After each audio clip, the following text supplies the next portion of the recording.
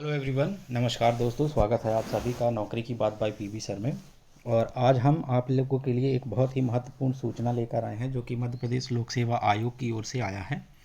तो जैसा कि आप लोग देख पा रहे होंगे, यहाँ पर 25 जुलाई 2022 को ये नोटिफिकेशन जारी किया गया है और इसके तहत सहायक कुल सचिव की भर्ती की जानी है। So total number of vacancies are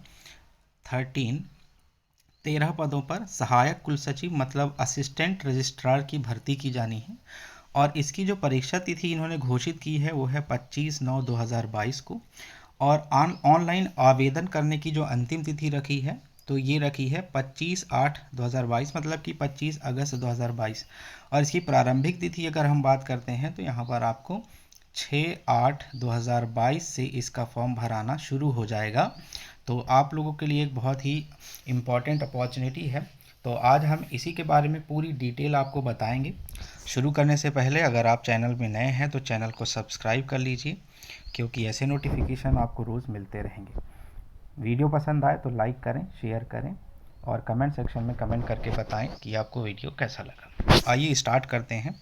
तो जैसा कि आप सभी लोग जानते हैं, मध्य प्रदेश लोक सेवा आयोग ने असिस्टेंट रजिस्ट्रार के कुल 13 पदों पर भर्ती आयोजित करने संबंधी अधिसूचना जारी किया है। इसमें अगर हम बात करते हैं कि असिस्टेंट रजिस्ट्रार या सहायक कुल सचिव के कुल 13 पदों पर जो शैक्षणिक अर्हता होगी वह क्या रखी गई। शैक्षणिक अर्हता में बहुत महत्वपूर्ण चीज़ है कि यहाँ पर आपके पास किसी भी मान्यता प्राप्त विश्वविद्यालय से न्यूनतम 55% अंकों के साथ क्या होना चाहिए, स्नातकोत्तर अर्थात आपका पोस्ट ग्रेजुएशन होना चाहिए विद एटलीस्ट 55% ऑफ मार्क्स। आइए आगे बात करते हैं इससे संबंधित जो रोजगार पंजीयन से रिलेटेड है। तो जैसा कि आप लोग जानते हैं, अगर आप मध्य प्रदेश के मूल निवासी नहीं हैं और आप इस पद के लिए अप्लाई करना चाहते हैं तो यहाँ पर आपके लिए रोजगार कार्यालय में पंजीयन से मुक्त रखा गया है। ठीक है। दूसरा, अगर हम मध्य प्रदेश के मूल निवासियों की बात करते हैं तो मध्य प्रदेश के मूल निवासी जितने भी होंगे उनके लिए आवेदन पत्र भरते समय तो यह आवश्यक नहीं होगा, लेकिन जैसे ही अगर आपको साक्षात्कार के लिए बुलाया जाता है तो साक्षात्कार के समय आपको रोजगार कार्यालय का जीवित पंजीयन या उसका प्रमाण पत्र आपको प्रस्तुत करना होगा। बात करते हैं कि यह आवेदन जो है इसका ऑनलाइन फॉर्म कब से अवेलेबल हो जाएगा। तो आप यहाँ पर 6/8/2022 से लेकर 25/8/2022 मतलब 6 अगस्त से लेकर 25 अगस्त तक आप यह ऑनलाइन आवेदन कर सकेंगे। और इसके लिए जो ऑफिशियल वेबसाइट है इसकी वह है www.mponline.gov.in, या आप mpsc.mp.gov.in पर भी जाकर इसका फॉर्म भर सकते हैं। यहाँ पर त्रुटि संबंधी अगर दिखाया जाए, फॉर्म भरते समय कोई अगर गलती हो जाती है तो वह 9 अगस्त 2022 से लेकर 27 अगस्त 2022 तक आप त्रुटि सुधार कर सकते हैं। और इसके लिए आपको पर सेशन 50 रुपीज़ पे करना होगा। अगर बात करते हैं कि जो आपकी एग्ज़ाम होने वाली है तो वह एग्ज़ाम की टेंटेटिव डेट अभी तो रखी गई है 25 सितंबर 2022 को। यह OMR आधारित होगा, मतलब कि ऑफलाइन होगा यह एग्ज़ाम। और साथ ही यहाँ पर आप देख पा रहे होंगे कि इसकी जो एडमिट कार्ड डाउनलोड करने की तिथि है वह 19/9/2022 से अवेलेबल हो जाएगी, मतलब 19 सितंबर 2022 से प्रवेश पत्र आपको जारी कर दिए जाएंगे और 25/9/2022 को एग्ज़ाम डेट रखी गई है। आइए अब बात करते हैं कि यहाँ पर जो पद की डिस्क्रिप्शन है वह किस प्रकार है। तो जैसा कि आप लोग यहाँ पर देख पा रहे होंगे, यह पद का नाम है सहायक कुल सचिव, मतलब इसे आप असिस्टेंट रजिस्ट्रार के नाम से भी जानते हैं। और इसका काम होता है कि यूनिवर्सिटी लेवल पर कहना चाहिए कि जो ऑफिशियल काम होते हैं उसको करना। रिक्त पदों की संख्या अगर हम देखते हैं तो यहाँ पर रिक्त पदों की संख्या अनरिजर्व्ड मतलब सामान्य वर्ग में 4 रखी गई है, SC में है 2, ST में है 3, OBC में है 3, EWS में है 1। और अगर मध्य प्रदेश के जितने भी मूल निवासी महिला अभ्यर्थी हैं उनके लिए अगर हम कहें तो यहाँ पर सामान्य कैटेगरी में 1 है, SC में 1, ST में 1, OBC में 1, EWS में 1 भी नहीं है। यहाँ पर ध्यान देने वाली बात यह भी है कि मध्य प्रदेश के मूल निवासी में जो दिव्यांगजन आएंगे उनके लिए यहाँ पर HH के लिए क्या होगा, एक पद रखा गया। तो कुल पदों की संख्या यहाँ पर 13 हो जाती है। ठीक है। अगर हम इसके पद के विवरण की बात करते हैं तो पद का नाम जैसा कि आप लोग जान रहे हैं सहायक कुल सचिव है। विभाग का नाम है उच्च शिक्षा विभाग। श्रेणी जो है द्वितीय श्रेणी होती है, सेकंड ग्रेड ऑफिसर होते हैं और राजपत्रित मतलब गैजेटेड ऑफिसर होते हैं।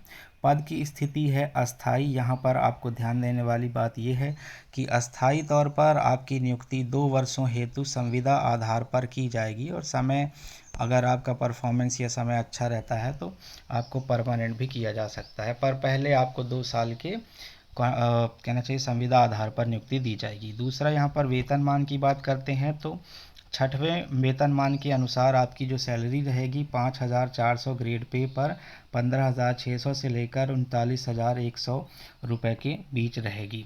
इसके अलावा यहाँ पर आपका जो 7वां वेतनमान तत्स्थानी जो होगा वह वेतनमान भी देय होगा। पद का जो कर्तव्य होगा वह विश्वविद्यालय से संबंधित प्रशासनिक कार्य से रिलेटेड होंगे।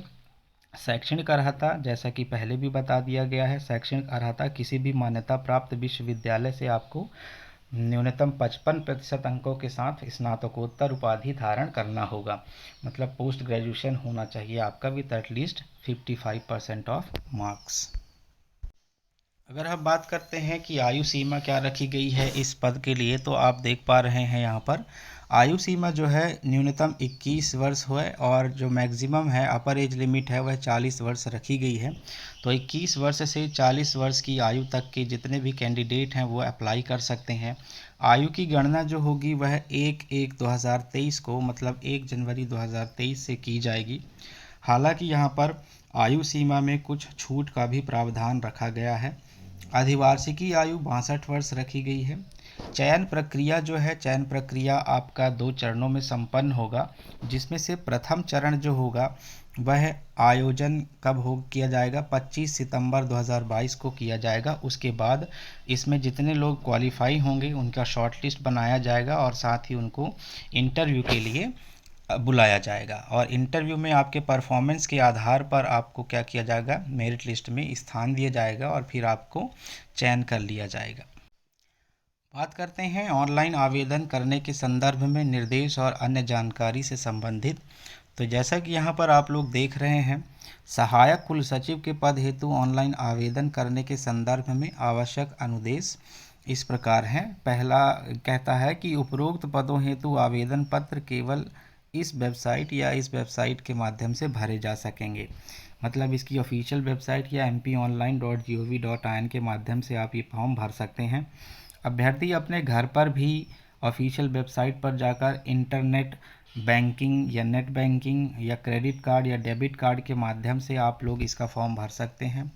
अभ्यर्थी आवेदन भरने के पूर्व अपने नवीनतम फ़ोटोग्राफ की पासपोर्ट साइज़ की फ़ोटोग्राफ रखने तथा हस्ताक्षर को स्कैन करने के बाद उसमें अपलोड करना होगा। इसके अलावा ऑनलाइन आवेदन पत्र भरते समय हमेशा आपको ध्यान रखना है कि यह वेबसाइट पर दिए गए ऑनलाइन आवेदन पत्र की प्रत्येक जानकारी अच्छी तरह से समझकर सावधानीपूर्वक भरा जाना है। इसके अलावा आयोग द्वारा ऑनलाइन आवेदन भरने की प्रक्रिया में यह समझ लिया गया कि अभ्यर्थी द्वारा जानकारी ऑनलाइन आवेदन में अंकित की जा रही है वह प्रमाणिक जानकारी है। अतः अगर आप लोग कोई गलत जानकारी भरते हैं या आपसे कोई गलती हो जाती है तो बाद में वह अक्षम्य की श्रेणी में आएगा, मतलब आपको गलत जानकारी देने के उसमें निरस्त भी किया। त्रुटि सुधार के लिए यहाँ पर डेट बताई गई है, जैसे कि अगर आप त्रुटि सुधार करना चाहते हैं अपने फॉर्म में तो 9 अगस्त से लेकर 27 अगस्त तक आप यह कर सकते हैं और पर सेशन आपको 50 रुपये त्रुटि सुधार शुल्क के रूप में चार्ज किया जाएगा। परीक्षा फीस की बात करते हैं तो मध्य प्रदेश के जितने भी मूल निवासी होंगे, जिनमें से अनुसूचित जाति, अनुसूचित जनजाति और अन्य पिछड़ा वर्ग, गैर क्रीमी लेयर और दिव्यांग जन के श्रेणी से जितने भी लोग रहेंगे उनके लिए 250 रुपये शुल्क रखा जाएगा। इसके अतिरिक्त उनको 40 रुपये पोर्टल चार्ज देना होगा।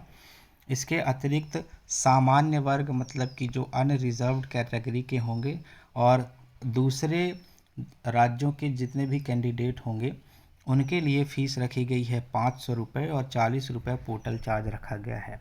अगर आपको किसी भी प्रकार की क्वेरी करनी है या किसी भी प्रकार की जानकारी लेनी है तो नीचे दिए हुए हेल्पलाइन नंबर पर आप कॉल करके अपनी क्वेरी या अपनी समस्या का समाधान भी प्राप्त कर सकते हैं। बात करें कि ऑनलाइन आवेदन करने की जो अंतिम तिथि है वह तिथि क्या रखी गई है, तो आवेदन जमा करने की अंतिम तिथि है 25/8/2022, मतलब कि 25 अगस्त 2022 तक आप यह फॉर्म भर सकते हैं दोपहर 12 बजे तक।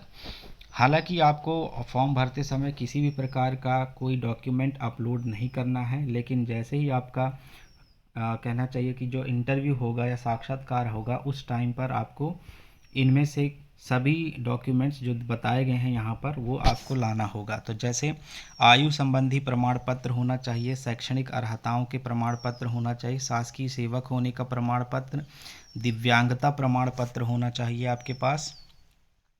इसके अलावा जाति प्रमाण पत्र होना चाहिए। तो ये सारे के सारे प्रमाण पत्र आपको क्या करना होगा, लाना होगा। और अगर आप क्रीमी लेयर या ओबीसी के हैं तो फिर आपको यह डिक्लेरेशन भी उस समय प्रस्तुत करना होगा। इसके अतिरिक्त जो आर्थिक रूप से कमज़ोर वर्ग हैं या ईडब्ल्यूएस की श्रेणी में आते हैं उनके लिए भी यहाँ पर निर्देश दिया गया है कि सक्षम अधिकारी द्वारा जारी प्रमाण पत्र जो वित्तीय वर्ष 22-23 हेतु जारी किया गया हो वही मान्य होगा। तो आपको इस तरह का एक प्रमाण पत्र जो कि 22-23 वित्तीय वर्ष में जारी किया गया हो वही मान्य होगा, तो प्रस्तुत करना रहेगा आपको। तो ये था आज की जानकारी। आशा करते हैं आप सभी लोगों को अच्छी लगी होगी। इसके अतिरिक्त अगर आपको इसकी पूरी डिटेल चाहिए तो आप इसकी ऑफिशियल वेबसाइट पर जाकर डाउनलोड कर सकते हैं या फिर डिस्क्रिप्शन बॉक्स में डिटेल दी गई है, लिंक दी गई है, वहाँ से भी आप प्राप्त कर सकते हैं। ठीक है, तो आई होप कि आप सभी को अच्छा लगा होगा। तो अगर आपको पसंद आया वीडियो तो लाइक करें, शेयर करें और कमेंट करके बताएं कैसा लगा। इसके अलावा आप चैनल को सब्सक्राइब भी करना मत भूलिएगा क्योंकि ऐसे नोटिफिकेशन आपको रोज़ मिलते रहेंगे। मिलते हैं नेक्स्ट नोटिफिकेशन के साथ, तब तक अपना ख्याल रखें, खुश रहें, अच्छी तैयारी करते रहें। Thank you everyone, take care.